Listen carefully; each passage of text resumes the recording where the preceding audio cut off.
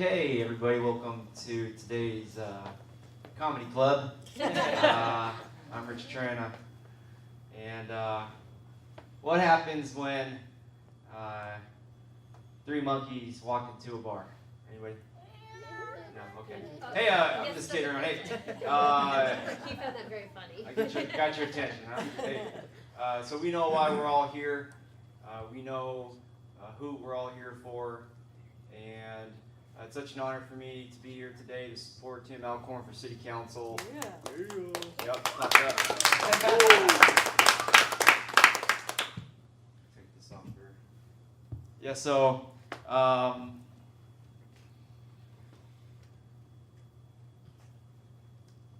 was thinking about what to say, and I think the theme for what I want to say today is that it's possible.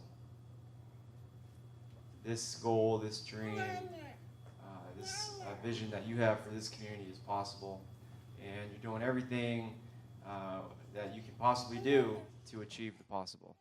And I want everybody here to know that Tim is a leader that Milpitas needs and Milpitas wants. You know, for too long, especially over the years that I've been within Milpitas politics, I've noticed that people are not happy with the options on the ballot. With the candidates on the ballot, I know residents have been living here up by Evans since 1972, and they always say to me, we've always been voting for the person that we hate the least. That's true. And that's a shame, because Milpitas is better than that. We are dynamic, we are family-oriented, and we care about each other, sincerely. And we deserve leaders that are going to put families as a priority in every way, representing us. And we need a leader that's going to stand for something. It doesn't matter what experience they're coming from. It doesn't matter their demographic whatsoever. It really stands what's in their soul and what they stand for in representing Milpitas' soul. And Tim is that candidate this year. Tim is that candidate people will be happy to vote for, because people do not like petty politics, unnecessary politics. People in Milpitans are looking for leadership, and that's Tim Alcorn. Now, to everybody at home watching, this is our opportunity to put families as our priority through Tim Alcorn. And we got the whole village, we got the whole community behind Tim, and Tim is out there in every neighborhood looking you eye to eye, not making any promises, but telling you that he's going to do his best to achieve the goals that you need to get done here in the city of Milpitas. But Tim can't do it alone. You can't really go through life alone, and we're going to need everybody's support. Everybody here today at Zahir's Bistro on Main Street. Thank you very much, sir. And everybody at home watching, we need your support. We need you to like his page. We need you to share his posts. We need you to vote for him when those absentee ballots go out on October 9th. And we need you to go to the polls on November 6th and vote for Tim. We can also support Tim financially. Campaigns aren't cheap, and we need to support Tim. Tim's going to have his link on social media. Please donate to Tim. If you take a look at his priorities and you believe what he believes, and you believe that he believes in you and your family, we need to help out Tim. Everybody here today, I brought a check for Tim for the maximum $250 here in Milpitas for his campaign. And if you're here today, I need you to reach within your heart and find generosity within your soul and give whatever you can give to Tim, and he's going to make every dollar go back out to the community, and our outcomes will be fantastic, I know, on November 6th. To wrap it up, let me tell you what Tim is this year among all the 8 candidates. He's the newcomer. He's the dark horse. He's a threat. He's a threat to every other candidate because he stands for something. And so let's give Tim a big round of applause as he comes up here and he stands in front of you.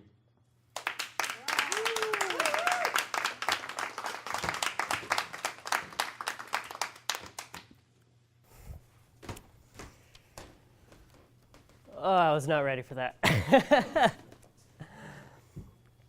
Man, thank you all so much for being here. Thank you so much for this. Thank you for that. This all is, a while ago, this was all just kind of a dream, you know, being on stage, talking in front of you, all you guys, being recorded so that the people who couldn't make it today can watch it at home. This was all just kind of a dream before.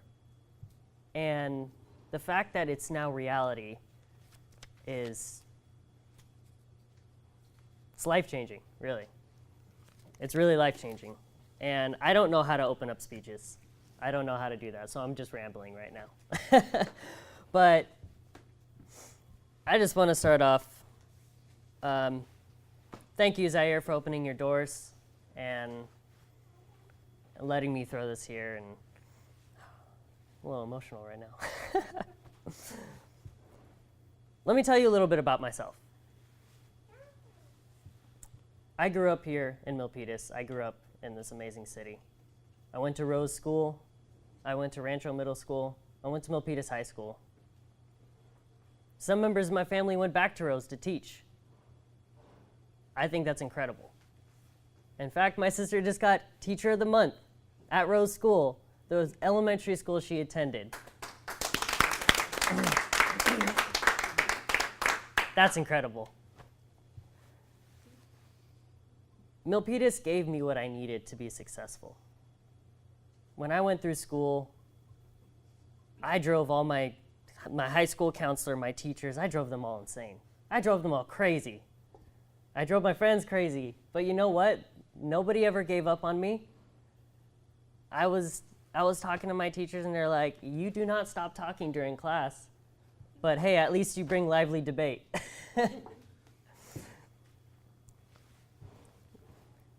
I have deep roots in this city, which is why I care so much. And the direction that Milpitas is going right now is something that I want to be a part of, and I want to change and help it go into the right direction. A lot of people ask me, what do I have to bring to the table? I go door to door, you know, I've been walking a lot, and people, first thing they ask is, hey, so, you know, you've never been an elected official, so what do you have to bring to the table? And I tell them, I've been here over 20 years. I remember dollar movies. I remember Calskate.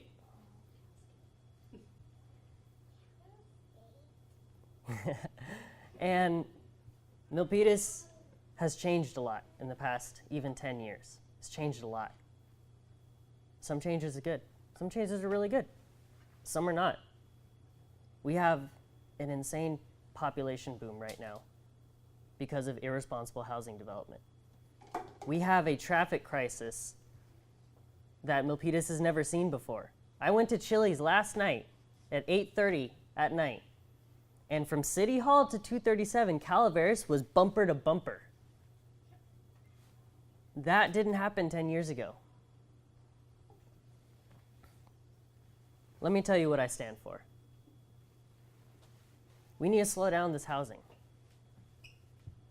For too long, the past administration was just developing and developing and developing, and it's like no one ever gave them a stop button. No one ever gave them a pause button. They just kept on going.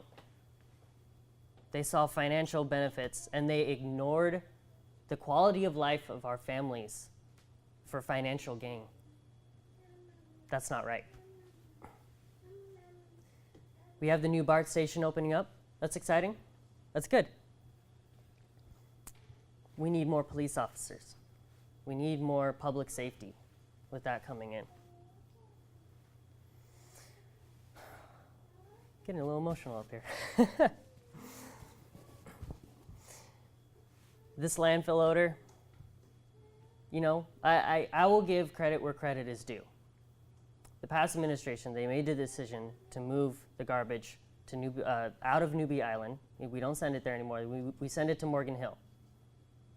That was a step in the right direction. But now we're locked into a really long contract with high costs that can only get more expensive. I don't see where they were putting the residents first in that aspect. But you know what? We got it. It's a great concept that they're trying to do. And the contract can be modified.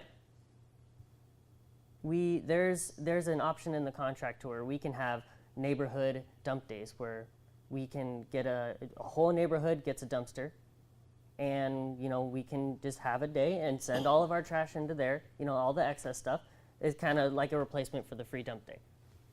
We just need to fight for it. We just need an administration who will fight for it. It's little things like that, alterations to the contract that we can't back out of. It's 15 years. But we need people who are going to fight and be like, you know what? Let's take this and make it the best we can get it. But also one thing I see is when they changed the garbage company, they started sending it to Morgan Island. I stopped hearing the conversations about the landfill odor and ways to fight it. They're just like, you know what, we did our part, we sent it away, that's all we can do. Well, it's not, we can do a lot more. We can do a lot more. How do we know if the air that's coming from the landfill isn't somehow toxic to breathe? We have Milpitas High, and everyone knows that a Milpitas High can stink horribly on a hot day. We have the athletes out on the field and they're running and they're taking deep breaths of this smelly air. We need to make sure it's not toxic. We need to do something about that, and if we find out that it is toxic, we need to go after the landfill so that they can right that wrong. One thing, and this is aside from the big issues that Milpitas is facing, but also it's not. I really want to improve the relationship between City Council and the school board. I've talked to multiple members of the school board, and they all say that the relationship is bad or non-existent. No one can tell me that that's tolerable. Nobody. People say we ask for support, and all they do is block us. One can't function without the other. City government needs the school board. The school board needs city government. And if those two aren't working together, we're not going to get anywhere. We have a great bond on the ballot this November, Measure AA. I, as a candidate, am endorsing it, and as a private citizen, I support it 100%. A lot of the money is going to go to finishing the beautiful school, Mabel Matos, and to help alleviate a lot of the crammed classrooms in other schools. Do renovations to schools that desperately need it, adding classrooms to Milpitas High.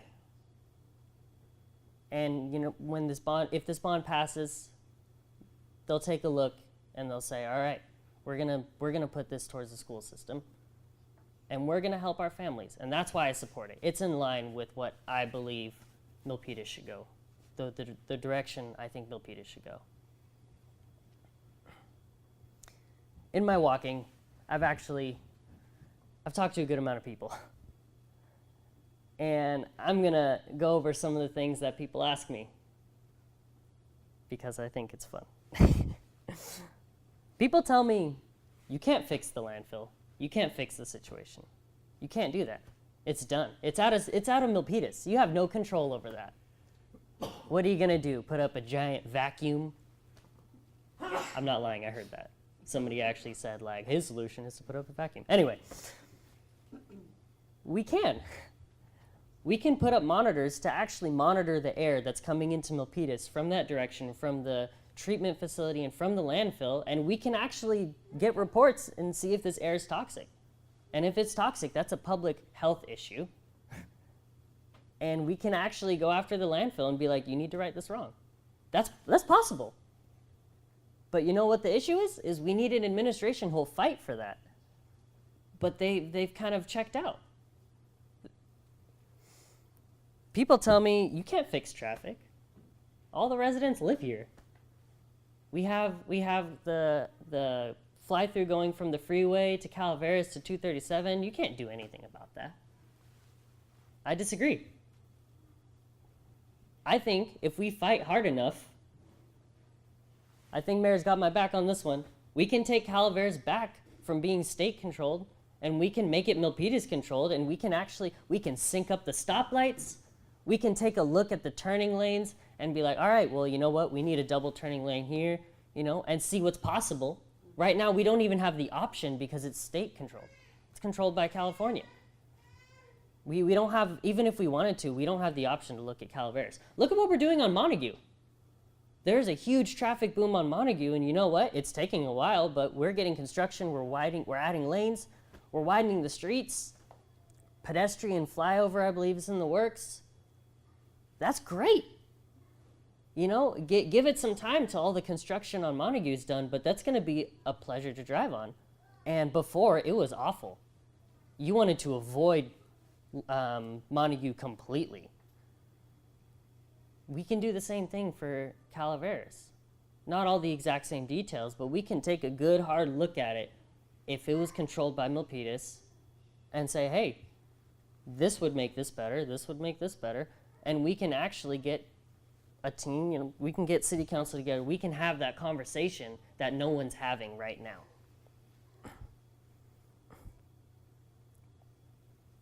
Everybody hates the new trash bins. I'm very aware of that.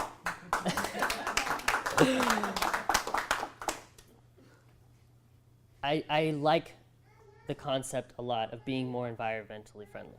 I like that. It's about time that we become very environmentally conscious in this day and age where it just seems like things, global warming, everything, are spiraling out of control.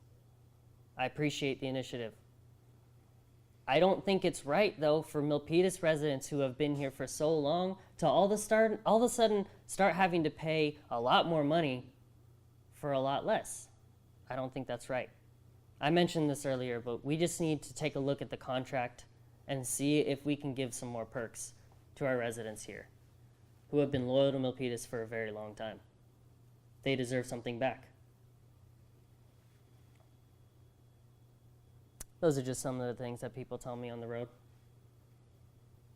Let me tell you some of the positive things. People say, you know what?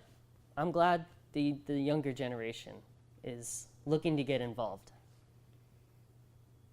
You support making my quality of life better? That's all I need to know. I'll vote for you. You support fixing this traffic, or at least just giving it a try. You have my support. I'll vote for you. You've stood here for 20 minutes and listened to me ramble. You have my support. I'll vote for you. That's what makes it all worth it. Knowing that I am impacting lives and potentially, if I get elected, can impact so much more. That's what makes it worth it. This has been one of the hardest experiences of my life, this campaign. It's new to me. This is my first campaign. But I wouldn't trade this experience for anything in the world. Win or not, this has been life-changing. When I'm walking door to door, some of these residents, they just want to be heard. They contact some of the current city council members. No response. They go to a public forum at the city council meetings and they talk. And they say, the problem is that city council gets the last word and you've used up your 3 minutes. And there's nothing else you can do. There's no follow-up. These people just want to be heard. Whether you can fix the issue or not, these people just want to know that they're not going unnoticed, that the city government cares about them. We had the Milpitas Beat hosted a debate. It was supposed to be a kind of a talk show, but it ended up being a debate. And we had all the city council candidates up there. And it's live streamed, it's on YouTube, you can watch it.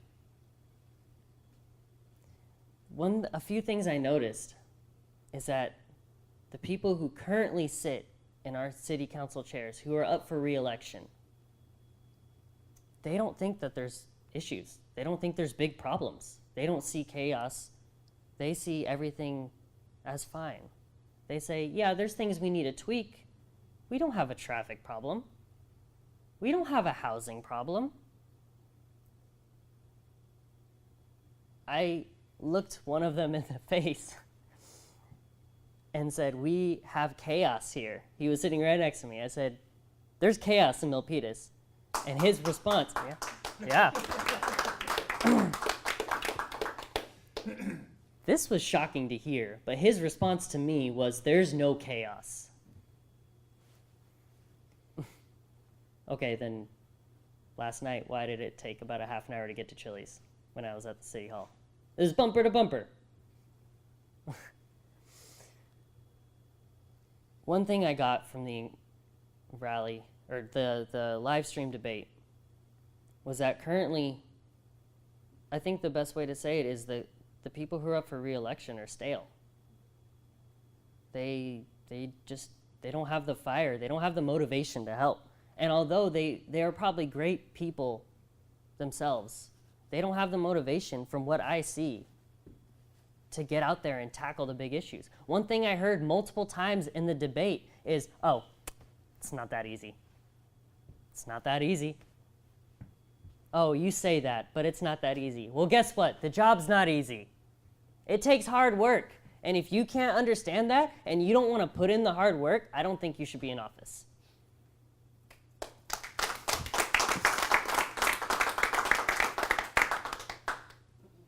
And that's why I'm running.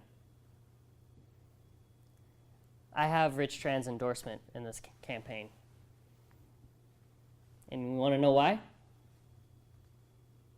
Because every time I talked to him, we talked about, man, it would be so great if you had support on this.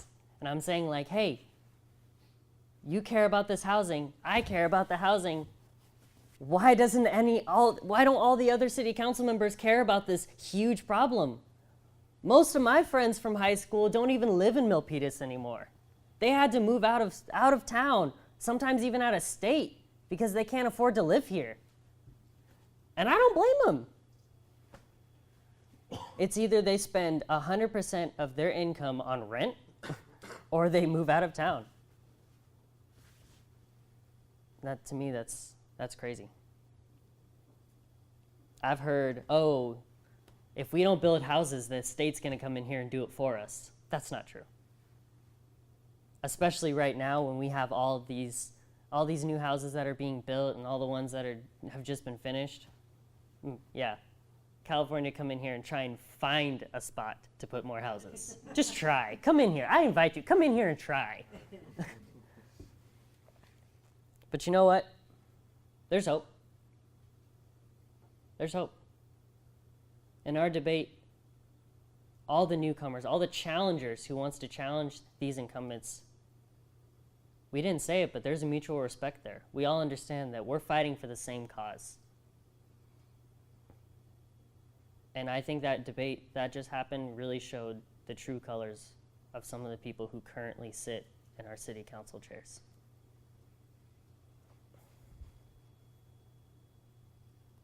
And that's why I'm running. And I hope to have your support, because all I want to do is make a better Milpitas. But I want to do it together. Anyone watching this at home, if you have any comments about this, if you have any questions, anything, send me a message. Facebook actually says that my average response time is 18 minutes. You can challenge me on that. Send me a message, see how quickly I reply. But that's why I'm running. Let's build a better Milpitas together.